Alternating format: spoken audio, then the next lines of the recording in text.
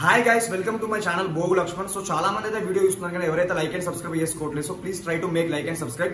ఈ వీడియోకి వచ్చేసి నేనైతే 1K లైక్స్ టార్గెట్ అయితే పెడుతున్నా. సో కంప్లీట్ చేసి నాకైతే సపోర్ట్ ఇవ్వండి. సో ఈ రోజు మనం చాలా మంది అడుగుతున్నారు నన్ను లైవ్ లో కానివ్వండి, నాకైతే చాలా మంది అయితే కాల్స్ చేస్తున్నారు, మెసేజెస్ చేస్తున్నారు, ఇన్స్టాగ్రామ్ లో మెసేజ్ చేస్తున్నారు. సో బ్రదర్, నాకు తక్కువ పర్సెంటేజ్ ఉంది, సో జాబ్ వస్తుందా రాదా ఏపీలో మరియు టీఎస్ లో? సో కరోనా పాస్ వాళ్ళకే జాబ్ వస్తుందా? కరోనా పాస్ వాళ్ళు కాకుండా అంతకుముందు మేము కష్టపడి చదివిన వాళ్ళకి మాకు జాబ్ వస్తుందా లేదా అని చాలా మంది అయితే అడగడం అయితే జరుగుతుంది. సో ఈ వీడియోలో మనం అయితే ఈ 2 టాపిక్స్ మీద వీడియో అయితే డిస్కషన్ చేయబోతున్నాం. సో ఫస్ట్ మన టాపిక్ వచ్చేసి ఏంటంటే, బ్రదర్ తక్కువ పర్సెంటేజ్ ఉంటే మాకు జాబ్ రాదా ఏపీలో టీఎస్ లో? అంటే 9.5 బిలో ఉంటే మాకు ఏపీలో టీఎస్ లో జాబ్ రాదా అని మీద డిస్కషన్ చేద్దాం. గైస్ ఒక్కసారి అయితే మీరు చూడండి, అందరూ చూస్తున్న వాళ్ళు బ్రదర్స్ అండ్ సిస్టర్స్.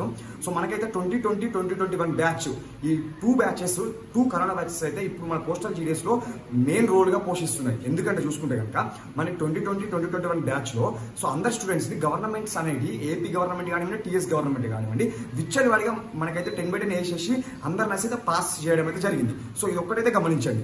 సో ఇది చేయడం వల్ల ఏంటిదంటే, ఇప్పుడు మీకు ఎవరికైతే 9.5 బిలో ఉన్నాయో సో వాళ్ళకైతే అన్యాయం జరుగుతుందని నేను అనుకుంటున్నా. ఎట్లా అంటే, సో మీరు 2020, 2021 బ్యాచ్ ముందు సో చాలా మంది అయితే కష్టపడి డే అండ్ నైట్స్ కష్టపడి చదివి 9 పాయింట్స్, 9.5 ఎబో పాయింట్స్ చాలా మందితో సంపాదించుకున్నారు. సో సంపాదించుకొని కూడా సో ఇప్పుడు దానికి వాల్యూ లేకుండా వెళ్ళిపోయింది. సో ఓన్లీ 10/10 ఉన్న వాళ్ళకే ఇప్పుడైతే ఈ పోస్టల్ జీడీఎస్ లో మనకైతే వాల్యూ ఇస్తున్నారు.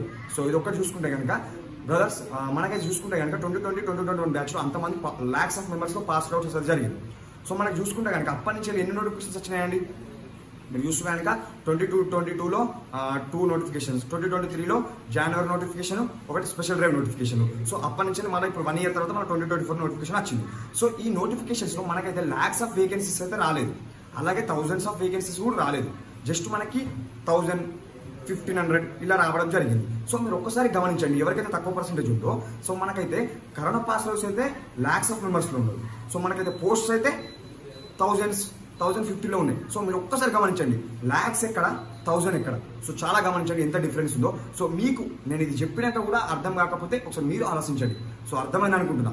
సో మనకు వచ్చేసి corona pass outs of lakhs of members ఉన్నారు, మనకి వేకెన్సీస్ వచ్చేసి అప్పటి నుంచి వెళ్ళి జస్ట్ థౌజండ్స్ లో ఉంది. సో ఇది ఒక్కటి గమనించండి. సో ఎవరికైతే తక్కువ పర్సెంటేజ్ ఉందో వేరే స్టేట్కి అప్లై చేయండి. లైక్ నేను చాలా స్టేట్స్ చెప్పినాను, పదే చెప్తున్నాను.